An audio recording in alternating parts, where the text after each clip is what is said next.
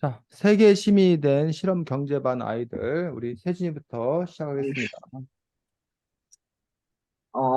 너희는 자유무역과 보호무역 중에 어떤 것이 더 나라에 도움이 될 거라고 생각해? 사람이. 나는 보호무역이 좀 더 도움이 될 거라고 생각해. 왜냐면, 일단 처음부터 그냥 뭔가 우리나라에서 뭔가 사업 발달하고 있을 때 자유무역으로 그냥 돌려서 경제력이 약한 상태에서 외국으로 보내버리면은 아무래도 우리나라의 그런 경쟁력이 좀 그렇고 아무래도 좀 안, 아무도 사지 않을 것 같으니까 일단 보호무역으로 우리나라가 성장하도록 한 다음에 외국으로 보내서 외국의 자유무역을 통해서 어 한다면은 나는 그게 더 나을 거라 생각해. 나는 자유무역이 더 도움이 된다고 생각해. 왜냐하면 자유무역을 하면, 일단, 어, 우리나라의 기술이, 다른 나라의 것들을 배우면서 뭔가, 기술 개발이, 빨라지고, 물가가 조금 더 안정이 되니까, 어, 오히려 보호무역보다는 자유무역이 우리나라에 더 도움이 될 것 같아. 선생님은요? 네, 뭐 저는 상황과 품목에 따라서 다르다고 생각합니다. 뭐 당연히 뭐 그러겠지만, 근데 현재 우리나라 같은 경우는 수출로 먹고 사는 나라라고 보통 얘기를 하기 때문에 현재 우리나라 입장에서 전체적인 이익을 따지면 자유무역이 더 바람직한 게 아닌가 싶습니다. 그리고 세계 전체로 놓고 봤을 때도 저 개인적인 의견은 자유무역을 통해서 서로 이렇게 잘하는 것들을 교류하는 것들이 세계 경제 전체에 도움이 될 거다라고 개인적으로는 판단합니다. 다만 그 자유무역 과정에서 이제 지나치게 한쪽의 이익이 커진다던가 이런 부분에 대한 어떤 보완 이런 것들은 필요하다라고 생각합니다. 그러면 너희는, 이 책에서는 기업이 근로자에게 더 많은 돈을 줄수록 근로자들이 더 일을 열심히 할 거라고 했는데, 너희가 기업이라면 임금을 적게 요구하는 사람들을 고용할 거야? 아니면 이 기업들처럼 높은 임금을 주고 기업에서 열심히 일하도록 할 거야? 사람이. 나라면 일단 높은 임금을 줄 것 같아. 근데 이게 좀 상황에 따라서 조금 다를 것 같긴 한데, 그래도 일단, 능력 있는 자는 높은 임금을 주고, 뭐, 뭐, 능력이 없어도 일단 그걸 줘야긴 하겠지만, 일단 열심히 하면은 더 주는 그런 느낌으로.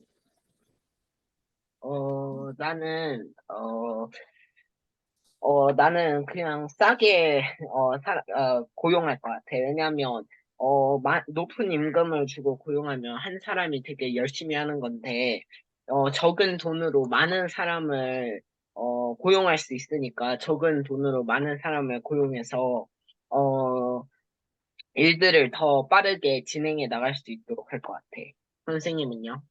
근데 저도 사실은 그 사람을 고용하는 문제를 둘러싸고 그 마음의 갈등이 너무 어려워가지고 누구를 고용해서 같이 일을 하는 거를 그건 내가 못하겠다라는 그런 생각이 들었습니다. 그래서 그런데 뭐 좋은 방법은 이익 공유제라고 해야 되나? 그래서 어쨌든 자기가 해서 일한 거에 대해서 이익을 서로 나누는 그러한 방법으로 가는 게 더 낫지 않나. 그래서 누가 고용하고 피고용되는 어떤 그런 관계가 아니라 모두가 같이 자기의 주인 되는 어떤 그런 방향으로 일을 하는 그런 그뭐 협동조합 형태 아니면 뭐 우리가 그 사원 지주제라고 하기도 하는데 그런 형태를 모색해 봐야 되지 않나 싶습니다. 근데 어쨌든 뭐 돈을 더 많이 주면 그 사람들 일을 더 열심히 할 거다라고 이 책에는 그렇게 나와 있는데, 아, 제가 이렇게 통이 넓지 못해가지고, 그래서 저도 세진 씨처럼 아마 돈을 좀 이렇게 아끼고 싶은 마음이 더 들지 않을까. 근데 그게 별로 좋은 방법이 아니란 걸 알면서도 그 사람을 딱 믿고 막 이렇게 해야 되는데, 그렇게 하기에는 잘 안 되는 것 같고, 그래서 저는 사업은 못하겠다라는 그런 생각을 스스로 합니다. 저는 여기까지 준비했습니다. 네, 수고했습니다. 자, 아예 세진이가 호연이를 개 무시해버렸습니다. 호연아, 상처 받았어? 응? 아니요, 괜찮습니다. 고현아, 상처 받아야지. 세진이가 일부러 책 안 읽어오면 이렇게 개무시당한다라는 교훈을 주는 건데. 그렇군요. 자, 지금 세진이가 말했던 이야기 이 책에서 중요하게 다루고 있는 부분이어서 그 두 가지 잠깐 짚고 넘어가고 그 다음에 하나이가 진행하도록 하겠습니다. 첫 번째가 자유무역 vs 보호무역에 대해서 이 책에 무역이라는 파트에 이렇게 나와 있는 것들을 볼 수가 있습니다. 호연이 자유무역과 보호무역 이 뭐야? 설명해봐. 네가 아는 대로. 음, 자유무역은 자유롭게 무역하는 거 아닌가요? 보호무역은. 모르겠어요. 자, 자유롭게 무역한다는 건 뭔 말이야? 호연아.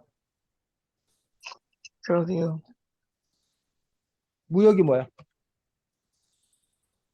그 나라 간의 음, 거래 같은 거. 나라 간의 거래. 결국 우리가 말하는 보통 수출, 수입을 뭐 하게 하는 거? 자유무역은 자유롭게 하는 거.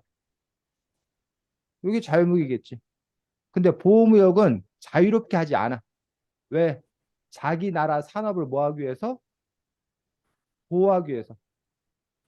보호무역은 자기 나라의 뭐? 산업을 뭐 하기 위해서? 보호하기 위해서 무역을 뭐 하는 거?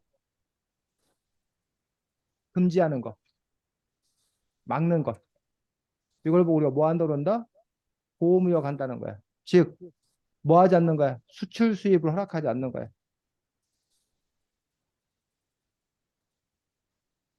물론 이 보호무역을 이제 그 뭐야 세기에 따라서 얼마 정도 부분적으로 보호무역을 하는 경우도 있고 전면적으로 보호무역을 하는 경우도 있고 뭐 이런 부분들을 볼 수가 있습니다.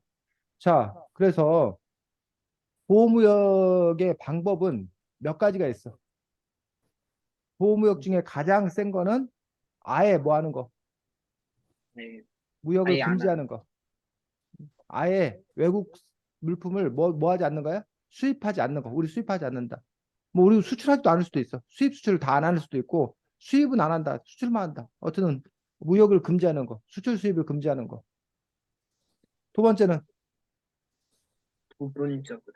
수출 수입을 하긴 하는데 쿼터제. 쿼터제를 실시하는 거. 자, 쿼터제가 뭐야? 그렇지. 어? 쿼터. 보통 4분의 1. 4분의 1 뭐 이런 식으로 해서 꼭 4분의 1이 아니라 이제 일정한 양을 정해서 우리는 100개만 들어오겠다. 우리는 뭐 이만큼 10톤만 들어오겠다. 그게 뭘 정해놓는 거야? 양을 제한하는 것. 반면에 자유무역은 이런 양의 제한이 없어. 팔 수 있는 만큼 다 판다는 얘기. 무조건 자유롭게. 그 이런 제한이 없다는 거야. 근데 쿼터제를 양을 제한하는 거. 그 다음에 제일 많이 실시하는 거는 바로 관세 정책. 뭐? 한, 관세 한, 정책. 관세 정책이 뭐야?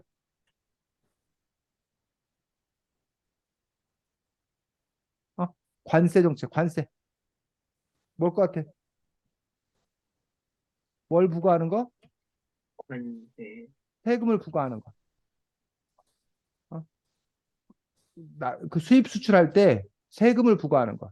자, 뭐 이거야. 외국 자동차. 원래는 5천만 원짜리야. 미국에서 만약에 미국에서 요즘 미국 자동차 별로 인기 없나? 뭐 어쨌든 미국에서 외국 자동차 5천만 원짜리야. 그러면 한국에 와서도 얼마에 팔아야 되는데? 한국에 와서도 5천만 원에 팔아야 되는데 거기다 관세를 뭐 3천만 원을 부과해. 그러면 이 자동차를 수입해 오면 5천만 원 자동차를 수입해 오면 관세를 3천만 원을 내야 돼. 한국에다가. 그러면 이 딜러는 얼마에 팔아야 돼? 8천만. 8천만 원에 팔아야 돼. 그럼 왜 이렇게 관세를 부과할까? 호연아.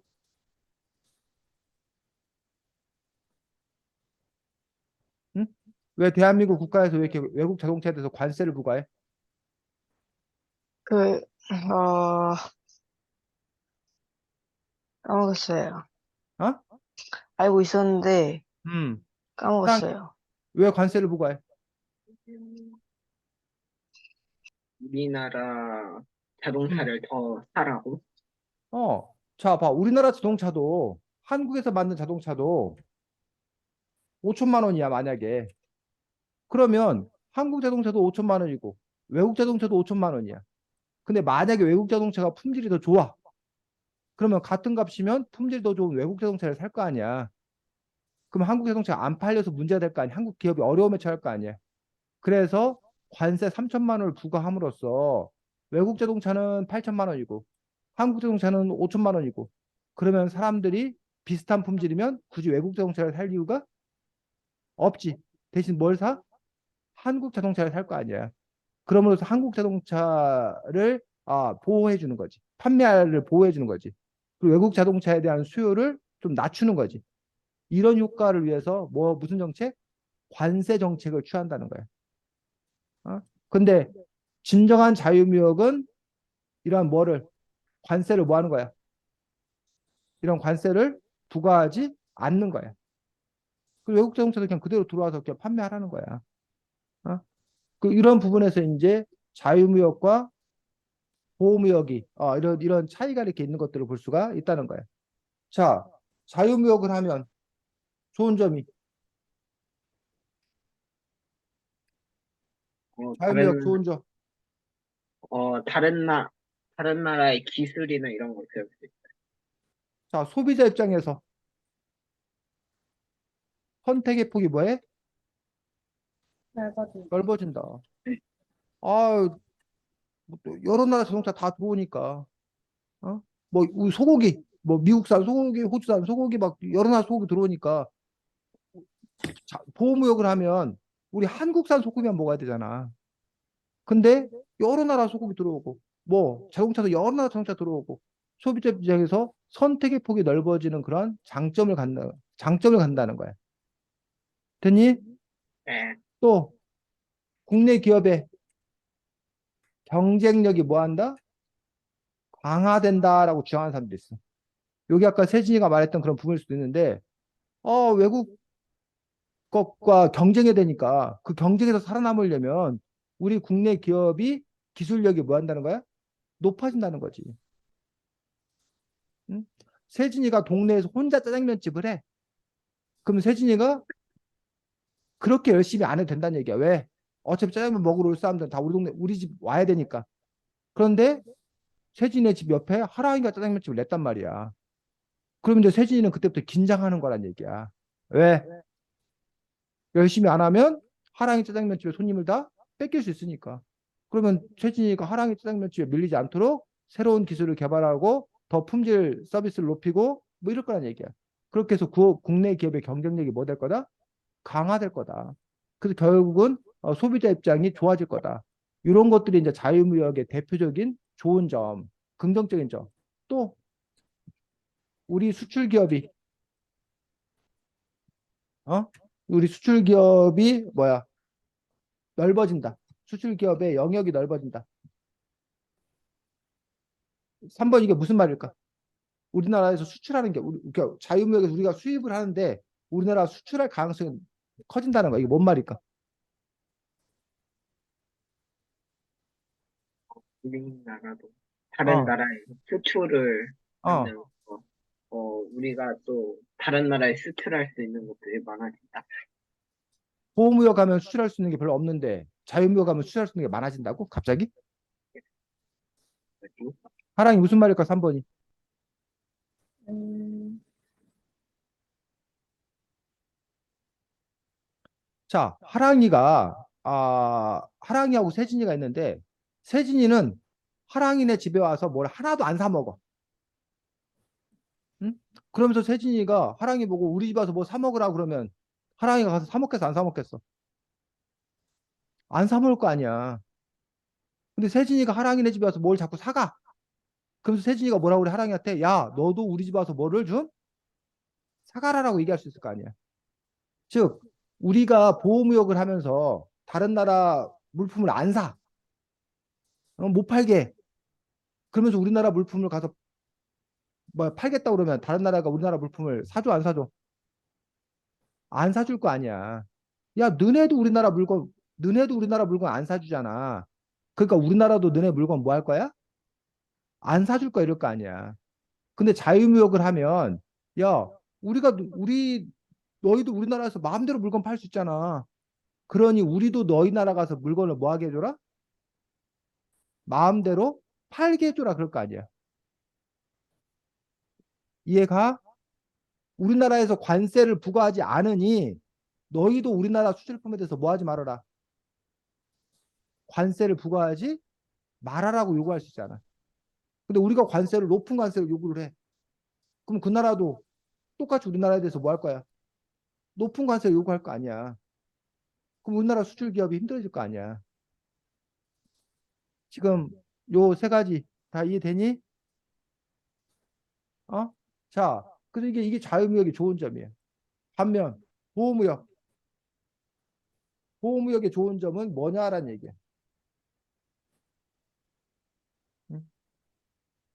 자, 이건 말 그대로 말하면 다른 말로 하면 자유무역의 나쁜 점이겠지. 보호무역의 좋은 점. 국내 기업, 국내 초보기업이 초보기업. 뭐 할 수 있다? 보호할 수 있다. 말 그대로 보호무역이라는 말 그대로 국내 초보기업을 보호할 수 있다. 이게 뭔 말이야? 우리나라에 막 생기기 시작한 그런 기업들을 보호할 수 있다. 음, 뭐, 우리나라가 생성. 그 선생님이 여러 분만 할 때 우리나라에서 처음으로 자동차를 만들었어. 현대자동차 무슨 폰이니 뭐 기아자동차 만들었어. 처음 만든 자동차가 품질이 좋아 안 좋아? 안 좋아. 가격은 비싸고 품질은 안 좋아. 그런데 외국에 싸고 품질 좋은 자동차를 만약 들어와 봐. 그러면 싸고 품질 좋은 외국 자동차를 살 것 같아? 비싸고 품질 나쁜 국내 자동차를 살 것 같아? 싸고 나, 품질도 싸고 품질 좋은 외국 자동차를 살 거 아니야. 그러면 우리 자동차는 안 팔려. 우리 자동차가 안 팔리면 그 기업은 뭐해? 망할 거 아니야. 근데 외국 자동차를 수입을 금지했어. 아니 외국 자동차를 사더라도 막 엄청나게 세금 관세를 엄청나게 많이 부과해서 큰 부자 아니면 외국 자동차를 살 수가 없어. 그러니까 우리나라 사람들은 자동차를 타려면 뭐 울며 겨자 먹기로 뭘 살 수밖에 없다는 거야. 우리 국내 기업의 자동차를 살 수밖에 없다는 거야. 근데 우리 국내 기업이 현대자동차를 포니를 샀어. 근데 그럼 현대자동차는 그 포니를 팔아서 그 번 돈을 다시 뭐해? 기술 발전에 투자해서 점점 실력을 뭐 하는 거야? 높이 쌓아 올리는 거야. 그래서 경쟁력을 갖추어서 그 다음에 외국으로 수출도 하고 이제 경쟁력이 있었기 때문에 다른 나라와 뭐 할 수 있다는 거야? 경쟁할 수 있게 됐다는 거야. 그런 점에서 국내 초보 기업을 보호할 수 있고 국내 기업의 경쟁력을 쌓을 수 있다. 요 얘기. 어? 하나는 외국계 들어와야 경쟁이 되어서 발전될 거다. 근데 여기서는 경쟁을 하기도 전에 그 회사가 뭐 할 거다? 망할 거다. 이런 부분에 대해서 논쟁이 있는 거야. 도대체 둘 다 이게 국내 경쟁력이 강화된다고 그러는데 경쟁력을 강화시킨다고 그러는데 이게 보호무역을 해야 경쟁력이 강화되는 건지 자유무역을 해야 경쟁력이 강화되는 건지 그 부분에서 이제 판단이 엇갈리고 이게 무슨 품목이냐, 어떤 상황이냐에 따라서 달라지는 그런 부분을 볼 수가 있다는 거지. 보호무역 이 부분들. 보호무역은 바로 요 부분이 사실은 가장 뭐에 큰 명분을 갖고 있는 그런 부분들을 볼 수가 있다는 거지. 그래서 보호무역 같은 경우는 이제 이른바 외화가 뭐야? 빠져나가는 것을 막을 수 있다. 이게 뭔 말이야 이거는? 외화가 빠져나가는 걸 막을 수 있다. 그러니까 자동차를 사오면 그 자동차 살 때 뭘 내야 돼? 돈을 네. 외화 달러를 내야 될 거 아니야. 어? 근데 자동차 수입해 오면 그만큼 달러를 많이 지불해야 되는데 그럼 외화가 빠져나가는 걸 막을 수 있다는 거지. 어? 아니 어쨌든 그 뭘 우리가 사면 돈을 지불하는 거잖아. 어? 근데 안 사오면 돈을 안 쓰는 거잖아. 그러니까 그런 점에서 이제 외화가 빠져나가를 막을 수 있다는데 이거에 대해서 또 이제 논란이 좀 이렇게 있는 부분들이 있습니다. 어쨌든 보호무역에서 이제 가장 커다란 부분은 요 1번을 얘기하는 그 부분들을 볼 수가 있습니다. 그래서 그 각 나라의 사정이 어떠하냐에 따라서 요 자유무역을 할 건가 보호무역을 할 건가라는 부분들인데 자, 이 책에서는 뭘 주장하고 있어? 자유무역과 보호무역 중에서 오히려 뭘 주장하고 있는 책 같아? 이 책의 그 저자의 어떤 그런 전체적인 그 흐름이 자유무역과 보호무역의 장단점을 얘기하고 있지만 어디에 기울어져 있는 것 같아? 여러분들 느낌 받은 거 없어? 세진 하랑이가 이 책 저자는 어느 쪽을 더 지지하는 것 같다. 자, 제 1장 제목이 뭐야? 윈, 무역은 서로에게 윈윈. 무역은 서로에게 윈이라는 거야. 뭔 말이야 그게? 그 자유무역이 자유무역이 둘 다에게 좋다라는 거야. 그러면서 여러분들 이른바 뭐에 대해서 얘기하고 있어? 비교 우위라는 거에 대해서 얘기하고 있어. 혹시 이 책에서 그 제1장에서 제일 열심히 설명하고 있는 게 이 비교 우위, 무역이 왜 모두에게 윈윈인가라는 부분에서 비교 우위에 대해서 설명하고 있는데 이 개념이 이해가 돼? 비교 우위 개념이? 그래서 여러분이 만약 이 비교 우위 개념을 이해했으면 요 1장을 아주 잘 읽은 거야. 즉 뭐야? 세진이는 뭐 예를 들면 자동차를 잘 만들어. 하랑이는 바나나 농사를 잘 지어. 이러면 세진이는 자동차를 만들어서 누구에게? 하랑이에게 자동차를 수출하고 하랑이는 바나나를 잘 지은 거를 세진이에게 바나나를 수출해서 둘이 자동차 바나나를 뭐 하면 돼? 바꾸면 서로에게 좋잖아. 말 돼, 안 돼? 네. 말 되잖아, 이거는. 그런데 문제는 세진이가 자동차도 잘 만들고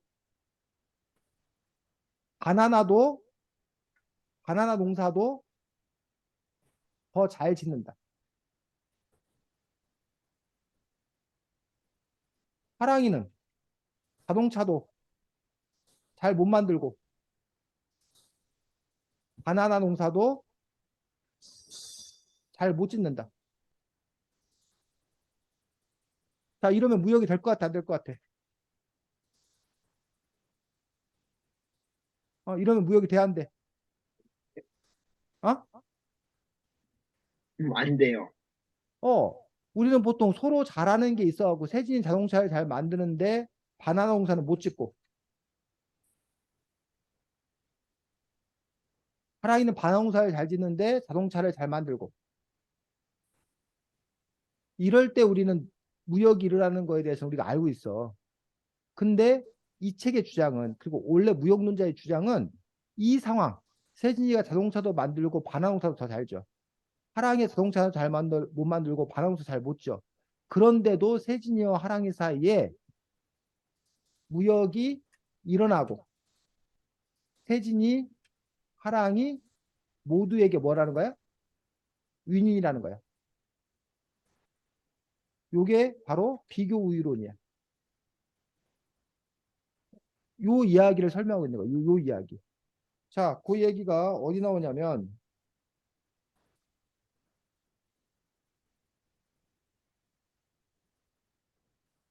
41쪽. 40쪽, 41쪽.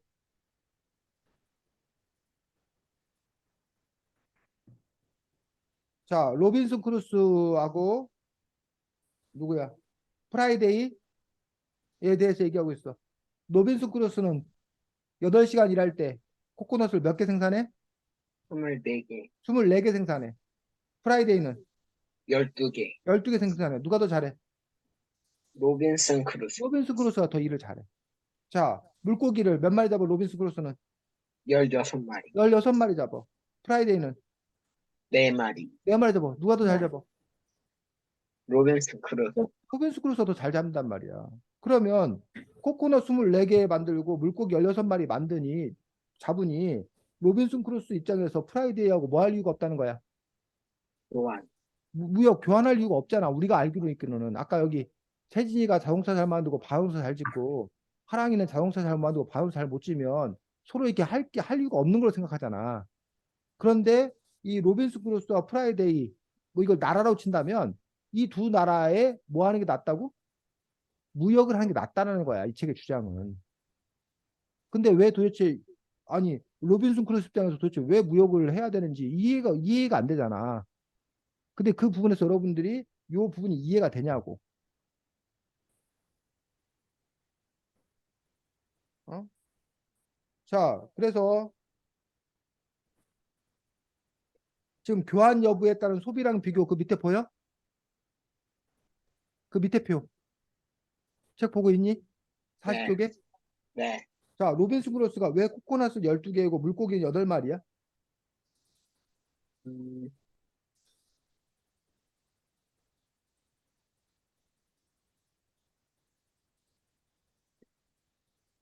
응? 나눠서? 자, 아까 8시간 일할 때 코코넛을 8시간 동안 일을 하면 24개를 생산하는 거고 물고기를 8시간 동안 일하면 16개를 하는 거야. 그러면 어쨌든 자기가 4시간은 코코넛을 생산하고 4시간은 물고기를 생산하는 거지. 그러니까 4시간 일하니까 몇 개? 코코넛은 12개. 물고기는 몇 마리? 8마리. 8마리. 자, 반면에 프라이데이는 코코넛은 6개. 물고기는 2마리. 2마리 한다는 얘기야. 이해가? 자, 그런데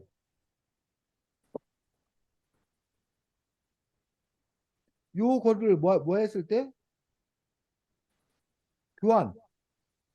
교환하게 됐을 때 그러면 이것들이 어떻게 되는 건가라는 부분에 대해서 요 표에서 지금 설명하고 있다는 거야. 그렇게 됐을 경우 어떻게 된다는 거야?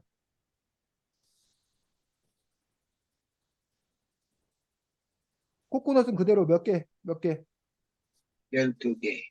12개 하고 몇 개? 6개. 6개인데 네. 물고기는 9마리. 9마리가 되고 프라이데이는 3마리. 3마리 된다는 거야. 그러면 아까 교환하지 않았을 때보다 교환했을 때 어떻게 된다는 거야? 많아져. 물고기가 노비스크로스는 뭐가 이익인 거야? 물고기. 물고기 한 마리가 이익이 되는 거지. 네. 프라이데이 물고기 1마리. 물고기 한 마리가 이익이 되는 거라는 거지. 그럼 도대체 이 물고기 한 마리, 즉 물고기 2마리는 어디서 나왔냐라는 거야. 어떻게 나왔냐는 얘기야.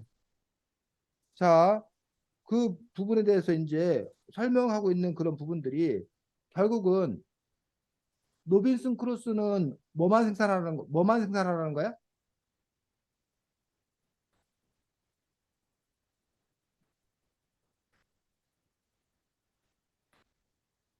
자, 그 부분이 여기 지금 41쪽 로빈슨 크루소가 코코넛 하나를 생산하려고 시간을 쓰면 물고기 얼마를 포기한다고? 3분의 2마리. 3분의 2. 그러니까 24개를 생산할 때 16개를 생산하는 거잖아.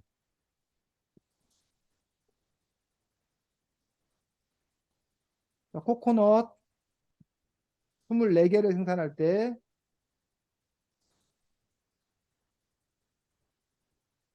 물고기 얼마? 16마리. 그럼 결국은 이거를 우리가 이게 저기를 해보면 코코넛 몇 개 생산할 때? 3개 생산할 때. 답이 8로 나눠지잖아. 8, 3, 24. 물고기 몇 마리 생산할 수 있는 거야? 2마리. 2마리 생산할 수 있는 거고. 결국은 코코넛 한 개 생산하면 코코넛 한 개당 물고기 얼마? 3분의 2. 물고기 얼마?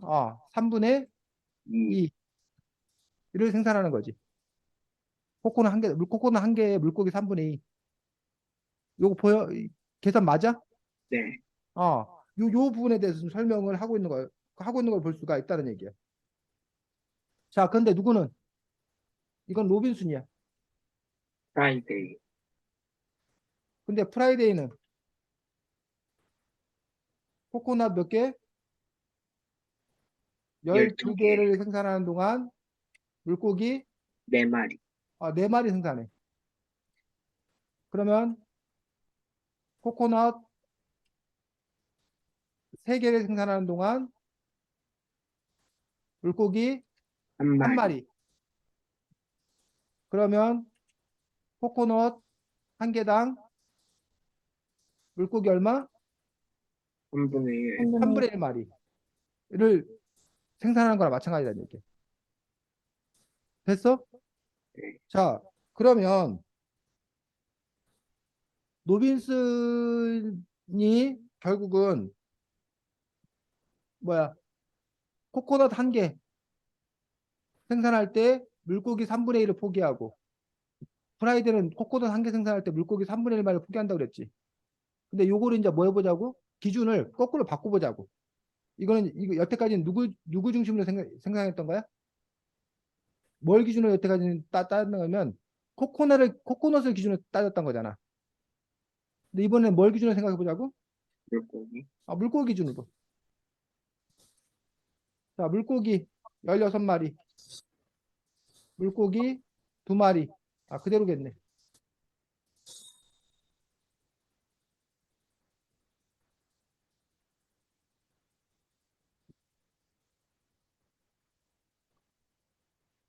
여기만 바뀌겠네.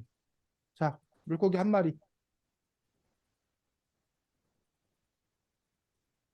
코코넛 몇 개냐고. 자, 물고기 2마리 있을 때 코코넛 3개. 그러면 물고기 한 마리 생산하면 코코넛 얼마? 얼마를 포기해야 돼? 1.5개. 맞아? 네. 물고기 2마리였는데 물고기 한 마리 2분의 1이니까 3개니까 2분의 1이니까 코코넛 1.5개지. 됐어? 네. 자, 프라이데이 같은 경우는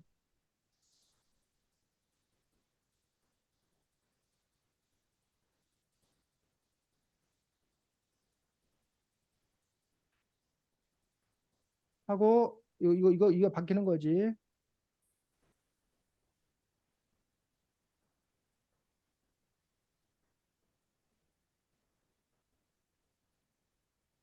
자, 그러면 얘는 물고기 한 마리당 여긴 더 저기 따져볼 필요 없네. 여기서 끝났네 그냥. 물고기 한 마리 생산하려면 얼마? 코코넛 몇 개를 포기해야 돼? 3개. 3개를 포기해야 된다는 거야. 물고기 한 마리 코코넛 3개. 이런 식으로 이제 이렇게 따져본 그런 부분들을 볼 수가 있습니다. 그래서 여기 이걸 통해서 우리가 봤을 때 상대적으로 뭐를 잘하냐라는 거야. 그래서 로빈슨은 물고기 3분의 1을 포기해야 되는데 프라이데는 물고기 3분의 1을 포기해야 되니까 그러니까 누가 프라이데이는 코코넛. 여기 어디야? 프라이데이가 요거 프라이데이는 물고기란 부분에서는 3분의 1만 한 개당 3분의 1만을 포기니까 물고기를 더 잘 잡는 거라고 프라이데이는. 반면에 누구는 로빈슨은 그 물고기 기준으로 코코넛 1.5개고 얘는 코코넛 3개를 포기하니까 코코넛 1.5개만 포기되니까 뭘 더 잘하는 거야? 물고. 잘못 얘기했나? 쌤 잘못 얘기했나? 프라이데이가 음. 코코넛을 더 잘하는 거 아니에요? 아, 프라이데이가 지금 봐봐. 쌤 지금 헷갈리게 돼 있어. 로빈슨이 코코넛 한 개를 위해서 물고기 3분의 1을 포기.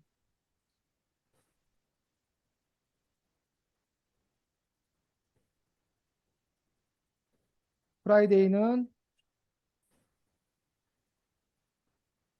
물고기 한 마리를 위해서 물고기 3분의 1마리를 포기인가? 아니다. 코코넛 한 개를 위해서 물고기 3분의 1마리 포기구나.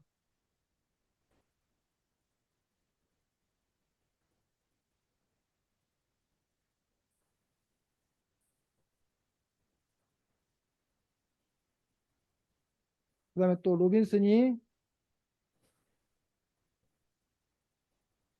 물고기 뭘 위해서?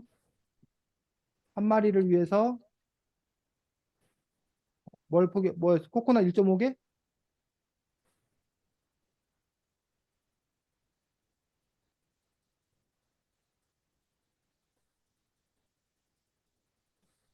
그다음에 프라이데이가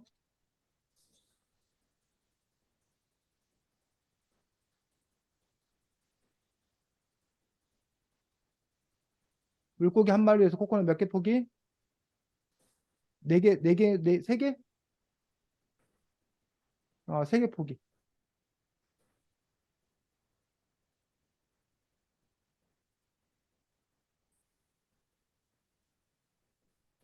아까 우리가 그 식을 통해서 요런 결론을 이렇게 얻었던 거지.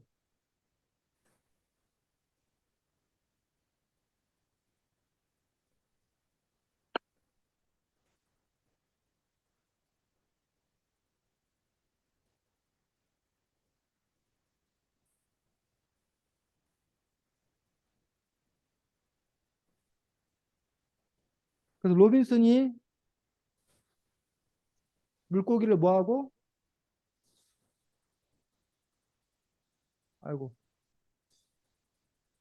로빈슨이 물고기를 잘 잡고 누구는 프라이데이는 뭘 잘하고? 코코넛을 더 잘 더 생산력이 더 높다는 거지. 포기하는 게 더 적으니까. 됐어? 네.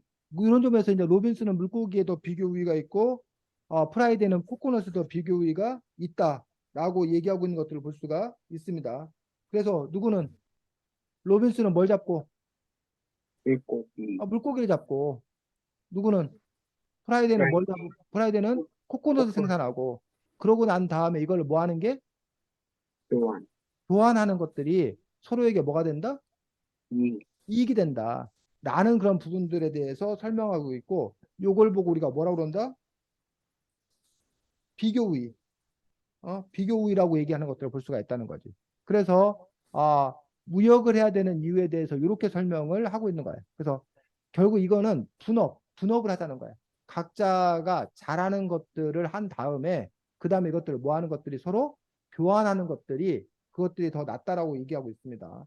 자, 그런데 여기 42쪽, 책 42쪽 보면 그런데 이렇게만 보면 그럼 당연히 무역을 해야 돼. 근데 이 무역이 갖는 문제점이 있어. 어떤 문제점이 있다는 거야?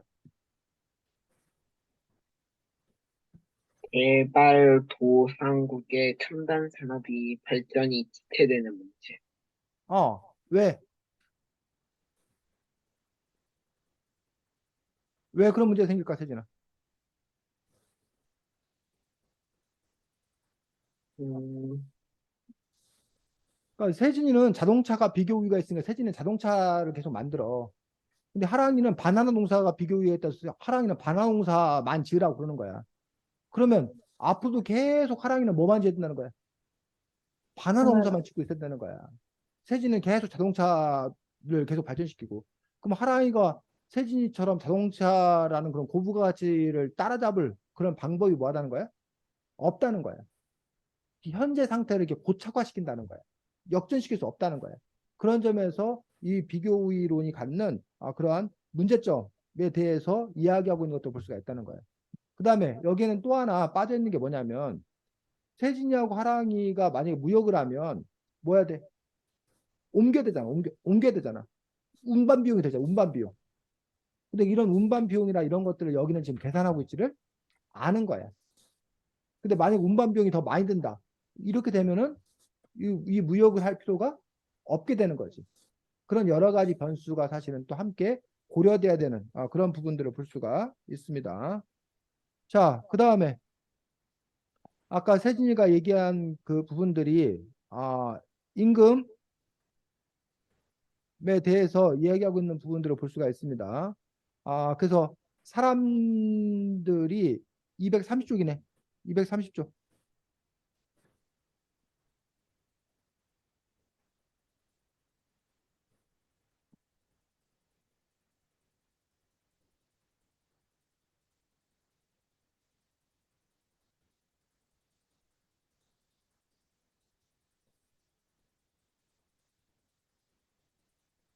자, 근로자가 요구한 평균 임금보다 더 높은 임금을 주었을 때 어떤 일이 벌어지는 건가라는 부분들에 대해서 이야기를 했다는 거예요. 어떤 일이 벌어진다는 거예요?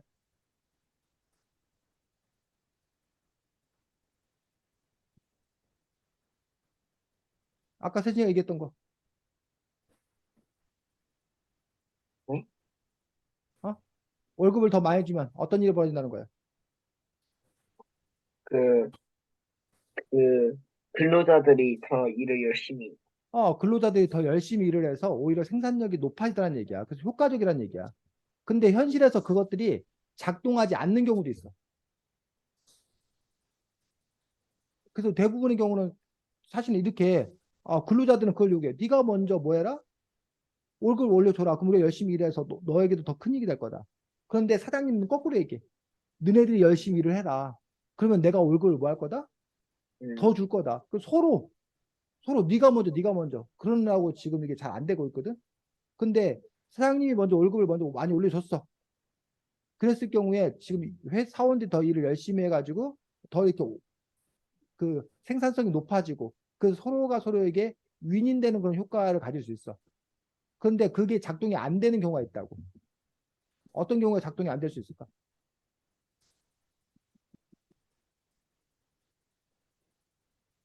자, 회사에, 세진이 회사에 선배가 고용이 됐어. 근데 세진이가 월급을 100만 원을 준다는 거야. 하랑 회사에 쌤이 갔는데 월급을 뭐 80만 원 준다는 거야. 그럼 당연히 나는 어디에 가? 100만 원. 100만 원 주는 세진이 회사에 음, 간단 말이야. 그리고 나는 그 세진이 회사를 그만둘까, 그만두지 않을까? 어? 세진이 회사를 그만둘까, 그만, 그만두지 않을까? 그만두잖아요. 그만두지 않아. 그만둔 왜? 것 같아. 세진이 회사 그만둬봤자 갈 데가 하랑 회사밖에 없는데 하랑 회사 가면 80만 원밖에 못 받는다는 거 아는 거야. 그래서 나는 세진이 회사를 다녀서 세진이 회사에서 더 열심히 그래 하랑 회사 다니는 거 80만 원 못 받는데 내가 100만 원 받으니까 내 100만 원 받은 것만큼의 일을 열심히 해야겠다. 라는 생각을 간다는 얘기야. 이해가? 자, 그런데 여기서는 전제가 바로 하랑이 회사처럼 저임금, 낮은 임금을 주는 회사가 있을 때 그런 마음이 드는 거야. 세진이한테 고마운 마음이 드는 거야. 근데 만약에 하랑이 회사가 월급을 100만 원을 줘. 세진이 회사처럼. 아니면 뭐 120만 원을 줘. 이렇게 됐을 경우는 어떤 문제가 발생할까? 응? 내가 세진이 회사에 대한 마음이 어떻게 될까? 음, 어, 그거, 어? 내가 일을 그거, 열심히 해야 될 이유가 있어? 아니요. 없는 거지. 그리고 세진이 회사인 경우에 내가 언제든지 또 어디로 갈 수 있다는 거야. 하랑에서 옮겨갈 수 있다는 거야. 왜? 하랑 회사가 월급을 더 뭐 하니까? 많이 많지. 주니까. 아니면 뭐 비슷하게 주니까. 굳이 세진이 회사에 있을 이유가 없다는 거야. 자, 그러면 어떤 문제가 기업가의 또 입장에서 어떤 문제가 발생할까? 그러면 그래서 하랑이가 120만 원 줘서 선배가 또 하랑 회사로 갔어. 그 하랑 회사에서 일할 거잖아. 그럼 세진이 또 어떻게 해야 돼? 올려야 돼요. 그럼 또 140만 원 올려야 될 거 아니야. 어? 자, 그렇게 되었을 경우에 지금 여기 말한 대로 충분한 월급을 주면 더 일을 열심히 할 거다. 라는 어떤 그런 전제는 거기는 또 하나 뭘 깔고 있는 거야? 다른 회사가 세진이 회사보다 월급을 뭐 해야 돼? 더 조금 준다는 전제 맞아요. 하에서 그렇잖아. 근데 만약에 다른 회사가 월급을 더 적게 주면 사람을 구할 수가 없기 때문에 월급을 더 많이 올려주는 어떤 그런 정책을 취할 수 있을 거란 얘기야. 그런 부분에서 임금을 결정한 요소가 지금 요거 하나만 놓고 보면 이게 맞아. 근데 만약에 일할 사람이 많아. 그럼 세진 입장에서는 월급을 알려줘도 돼. 왜? 선배가 하랑인 회사 가면 뭐 너만 사람이냐? 뭐라고 그래?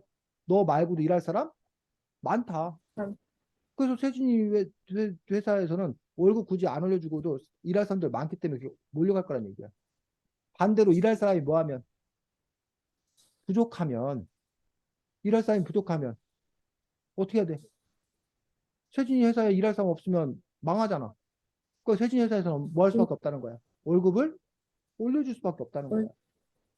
결국은 그것도 이른바 수요와 공급의 어떤 그런 법칙들 이런 것들이 여기에는 함께 작용을 한다는 거야. 그래서 근데 지금 이 부분들의 여러분들을 이 책을 읽을 때 여러분들이 주의해야 될 점은 뭐냐면 어느 한 면, 어느 한 면만 딱 떼놓고 보면 그 말이 맞아. 그러면 이제 그것대로 하면 된다고 생각이 들어. 예를 들면 뭐 하랑이한테 영어 공부 시간을 늘리면 영어 시험을 잘 볼 수 있다. 영어 성적이 올라간다. 그러니까 얘한테 영어 학원을 더 많이 다니게 하고 영어 공부 시간을 늘리자. 말 돼, 안 돼? 돼요. 말 되잖아. 그래서 영어 공부 시간을 막 엄청 늘렸어. 그래서 영어 성적이 정말 올라갔어. 성공적일까? 근데 거기는 어떤 문제가 발생해? 아무 문제 없어? 영어 학원 더 많이 다녀서 영어 성적이 올랐어. 그러면 이제 성공한 거야? 거기에 어떤 문제가 있을 수 있을까?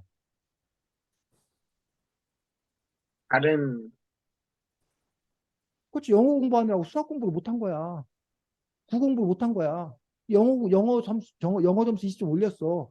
근데 수학 점수 3점 떨어졌어. 뭐 국어 점수 3점 떨어졌어. 그럼 과연 그 영어 공부를 더 늘리는 게 과연 그게 뭐라는 얘기야? 효과적이냐는 얘기야. 어? 영어 20점 올리려고 수학 30점, 국어 30점 떨어지면 그게 효과적인 거야? 그건 또 아닐 거 아니야.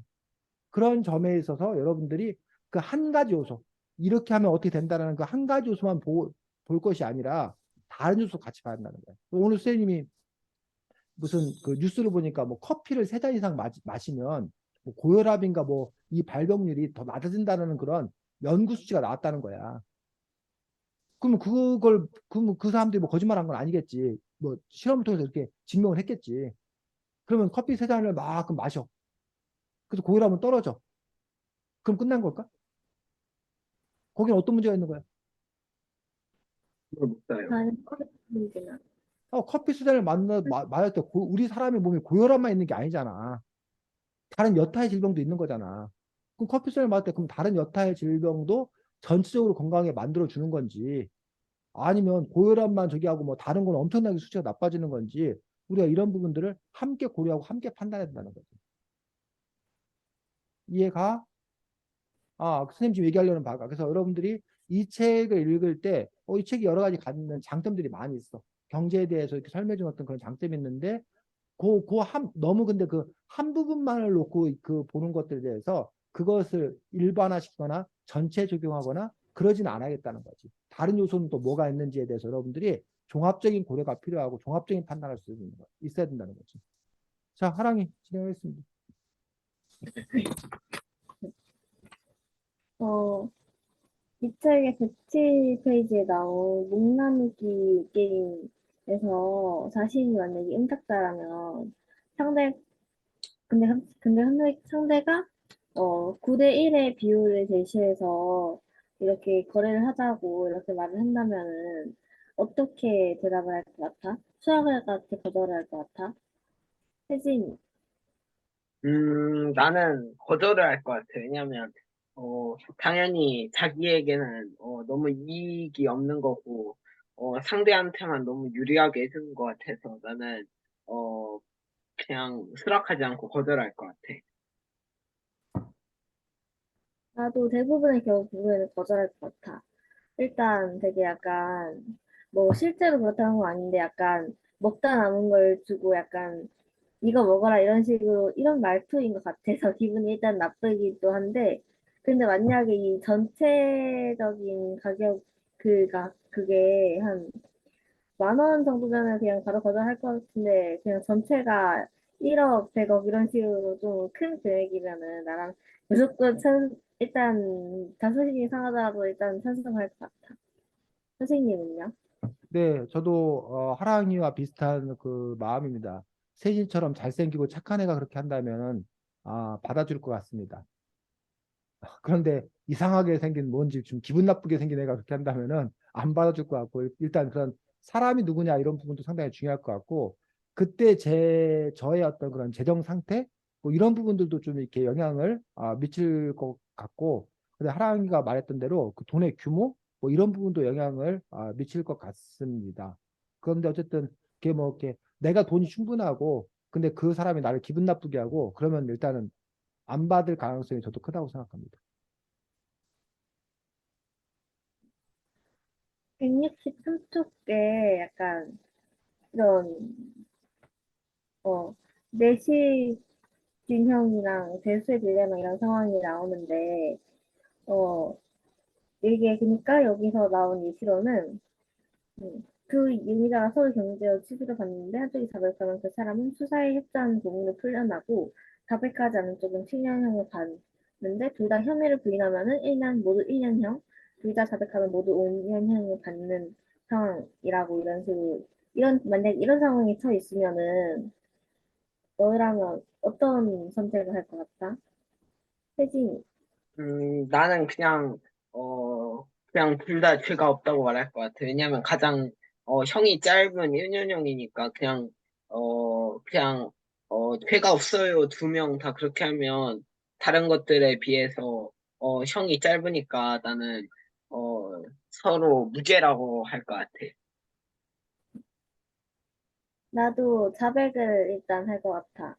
그러면은 일단 뭐 상대가 부인을 하면은 뭐 내가 풀려날 수도 있고, 네, 그리고 내가 만약에 상대도 자백을 하더라도 5년, 그러니까 7년형보단 짧은 거다 보니까 그래도 그게 나을 거라 생각해.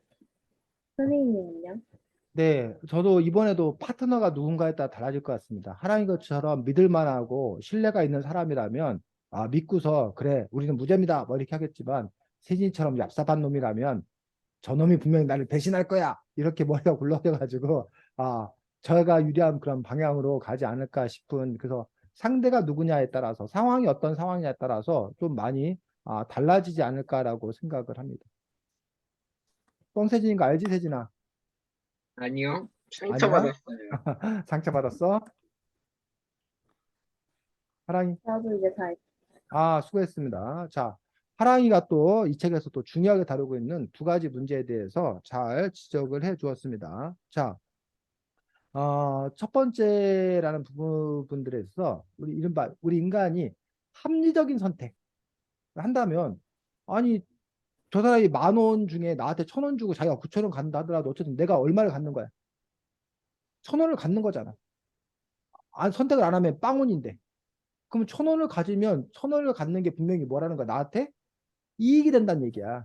우리가 합리적인 선택으로 하면은 그런 이익을 선택하는 게 누구나 그 올바른 그런 선택일 거란 얘기야. 이익만 생각하면. 근데 우리 인간이라는 존재는 이익만을 생각하지 아니하고 감정 있는 동물. 이게 공정한가? 이런 그 정서를 갖고 있는 동물이란 얘기야. 그 때문에 내가 손해 보더라도, 내가 저놈 잘 되는 꼴을 내가 뭐 한다? 못 본다. 그래가지고 가끔 이제 이해 안 되는 경우에 막 어떤 사람들 뭐 불법 주차나 뭐 이런 거 신고하는 사람들 있거든. 호연아, 너 왜 시간도 안 된다 벌써 가야 돼? 어? 자, 숙제부터 얘기해 줄 테니까 그러면 숙제 잘 듣고 호연아 가. 듣고 있니 호연아? 자, 이 책에 보면 뭐에 대해서 나오냐면 환율에 대해서 나와. 이 책에 환율에 나오는데 여러분이 환율에 대한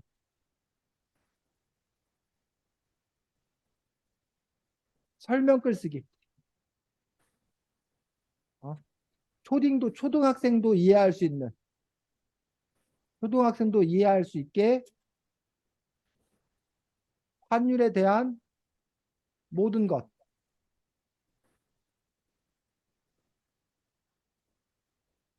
설명글 쓰기. 요 부분이 여러분들이 해야 될 어떤 그런 부분들입니다. 그래서 환율에 대해서 그러려면 여러분이 먼저 환율에 대해서 여러분이 먼저 공부를 열심히 해야 되겠지. 그래서 환율이란 무엇이냐, 환율이 왜 필요한가, 환율로 이익을 보는 사람은 누군가, 환율은 왜 변하는가 등등 환율에 대해서 여러 가지 궁금한 것들을 소제목으로 잡아서 그것들에 관해서 여러분들이 설명하는데 이 책에 나와 있는 것처럼 뭐 적절한 비유를 한다던가 뭐 이런 여러 가지 방법을 통해서 어쨌든 아이들이 이해하기 쉽게 환율에 대해서 뭐 여러분들의 우리 일상의 어떤 그런 삶에서 환율과 관계되어 있는 것들 갖고 얘기해도 좋고 어쨌든 그 부분과 관련되어서 환율에 관한 그런 이야기들 중심으로 여러분들이 설명글을 써보는 것들이 다음 주 글쓰기 과제입니다.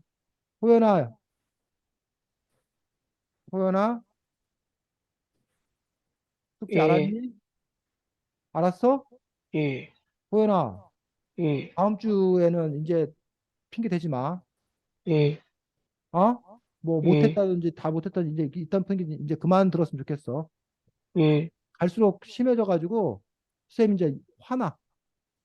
아, 예, 이제는 또 호연이에 대해서 아, 얘가 뭐야 자발적으로 자율적으로 내가 믿고 맡기면 기다리면 할 거다라는 믿음이 이젠 일도 없어. 예, 내가 믿음을 못 갖는 거에 대해서 너가 뭐 이렇게 억울할 것 같지 않은데 네가 그거 예, 한 일 있어서 예, 잘 해오라고. 예. 잘 가고. 그냥 그 환율에 대한 모든 것만 적으면 되죠. 너가 환율에 대해서 공부를 열심히 하고 환율에 대해서 그 아까 선생님이 얘기했듯이 환율에 대해서 그러니까 뭘 생각해? 환율이 뭐다 이게 아니라 환율이라는 것이 도대체 왜 생겨났고 환율이 뭐고 환율은 어떻게 결정되고 환율은 뭐 어떻게 유리하고 환율 때문에 이익 보는 사람은 이익 보는 경우는 뭐고 환율이 손해 보는 건 뭐고 환율은 왜 중요하고 등등 사람들이 환율에 대해서 궁금해할 만한 걸 네가 다 생각한 다음에 그거에 대해서 하나하나 답해준다고 생각하고 글로 이렇게 쭉 쓰는 거야. 그러려면 네가 환율에 관해서 이 책에 나와 있는 것뿐만 아니라 조사도 많이 해보라고. 환율에 관한 자료를 많이 찾아서 읽어보고 어쨌든 네가 환율에 관해서 우선 네가 먼저 잘 알아야 그래야 다른 사람한테 설명해 줄 수 있을 거 아니야. 그러니까 예, 요 부분은 이제 두 가지 의미를 갖고 있는 거야. 너가 환율에 대해서 얼마나 자료를 읽고 공부할 수 있나. 또 네가 공부한 내용을 얼마나 설명하는 걸로 잘 표현할 수 있나. 사실 우리가 글쓰기의 기본이 그거야. 공부하고 내놓고 수생도 마찬가지야. 책 쓸 때 공부하고 내놓고 요걸 하는 거예요. 그 부분에서 여러분들이 연습하시기 바랍니다. 자, 수고했고 그 다음에 아까 하랑이 하고 하던 얘기 마저 하면 그런 부분에서 어떤 인간이 그런 존재라는 거야. 또 하나 그 또 하나 이게 범죄의 딜레마였나? 죄수의 딜레마지. 또 하나의 두 번째 말한 것들은 죄수의 딜레마라는 어떤 그런 상황들이라는 부분에서 결국은 신뢰. 사람들은 서로에 대해서 신뢰하는가? 또는 사람들은 이기적인 존재라는 거야. 자기에게 가장 뭐가 되는 쪽으로 이익이 되는 쪽으로 판단한다는 거야. 그런데 그 이익이 되는 쪽으로 판단하는 거의 전제는 서로에 대한 뭐가 있을 때 신뢰가 있을 때 그것들이 가능하다는 거야. 그래서 실제로 그 사람들 사이 아까 무역이나 뭐 이런 많은 것들 중에 이른바 신뢰 비용이 너무 큰 거야. 지금 우리나라에서 택배가 가능한 이유가 뭐야? 택배가 가능한 이유가 여러분들 집 앞에 택배를 놓고 가잖아. 근데 그게 서로 가능한 가져가자, 이유는 어? 뭐 하라기 서로 말해. 가져가자. 다른 사람들이 그 택배를 훔쳐가는 일이 막 빈번하게 발생해 봐. 그러면 그 택배 산업이 성립할 수가 없는 거지. 또 택배 회사에서 물건을 보내줄 때 하랑이한테 그 택배 회사에서 물건을 뭐 할 거란 얘기야. 하랑이가 원하는 물건을 정확하게 보내준다라는 그런 뭐가 있는 거야. 신뢰가 있는 거잖아. 또 그 택배 회사에서는 자기가 물건을 보내주면 하랑이가 돈을 뭐 할 거라는 거. 입금할 거라는 신뢰가 있는 거잖아. 요즘에 그 당근마켓, 당근마켓이나 이런 것들이 되는 이유들도 결국은 뭐야? 서로 신뢰를 기반하고 있는 거란 얘기야. 근데 만약 그런 신뢰가 뭐하면 없으면 깨지면 그런 것도 이루어지지 않을 거란 얘기야. 그러면 그 신뢰가 이루어지지 않기 때문에 그 중간에 무슨 뭐 돈을 어디다 맡기고, 그다음에 뭐 돈을 뭐 물건 찾으면 돈을 뭐 주고 막 이런 게 만들어지는 거야. 근데 그렇게 되면 뭐가 발생해? 비용이 많이 발생한다는 거야. 왜? 그 시스템은 공짜로 되는 게 아니기 때문에. 근데 만약에 서로 뭐가 세진이하고 하랑이가 서로 신뢰관계 형성이 됐어. 그러면 진짜 하랑이가 물건 보내줄게. 세진이가 돈 보내줘. 이러면은 물건 10,000원짜리 보내고 세진이가 10,000원 보내고 이러면 끝이야.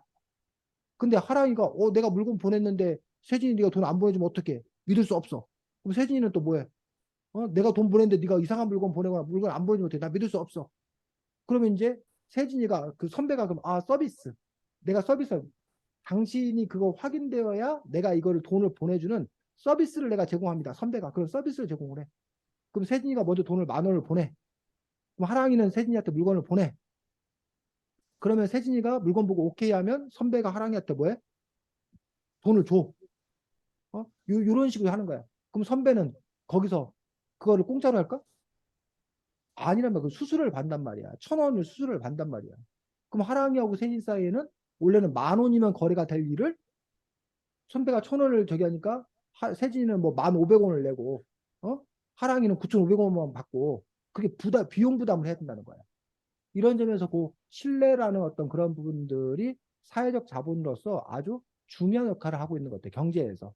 근데 그런 신뢰라는 것들이 형성되기가 어렵기 때문에 이런 죄수의 딜레마 같은 어떤 그런 상황들이 발생을 한다는 거예요. 그래서 경제를 여러분들이 하는 데 있어서 단지 이렇게 경제학뿐만 아니라 이른바 심리학 그런 것들에 대해서도 제대로 잘 알아야지만이 그 인간의 심리를 제대로 잘 알아야지만이 그 경제가 굴러가는 어떤 그런 모습들에 대해서 현실 경제에 대해서 그나마 조금 더 근접하게 알아갈 수 있다라는 것들이 또 이 책의 어떤 그런 주장들 인 것들을 볼 수가 있습니다. 자, 그래서 이 책은 여러분들이 아까 얘기했던 경제, 무역 얘기라던가 뭐 신뢰에 관한 어떤 그런 부분들, 공정성에 관한 이야기라든가 그거 외에도 뭐 통화 정책과 관련되어서 또 얘기 나오기도 하고 이른바 공유지에 관련된 세금과 공유지에 관련된 그런 이야기가 나오기도 하고 해서 뭐 지난주에도 얘기했지만 이 책에서 나오는 어떤 그런 내용들이 여러분들이 앞으로 중학교 뭐 고등학교 과정에서 계속 배워나가야 될 어떤 그러한 내용들이기 때문에 여기 나와 있는 책들에 대해서 뭐 이해를 완전히 한 부분도 있고 또 이제 더 사실은 이해를 해야 될 부분도 있다고 생각이 듭니다. 그래서 이 책에도 잠깐 그 환율에 관한 이야기가 나오기는 했었는데 여러분들이 어쨌든 그 환율에 대해서 이번 기회에 더 뭐 인터넷 검색을 하던 다른 책을 보던 해서 환율에 대해서 충분히 조사하고 알고 해서 그 내용을 바탕으로 여러분의 언어로 바꾸어서 환율에 대해서 또 이렇게 쉽게 설명하는 또 그런 글쓰기를 해보시기 바랍니다. 자, 수고 많았고 다음 주에 보도록 하겠습니다. 안녕. 안녕히 계세요.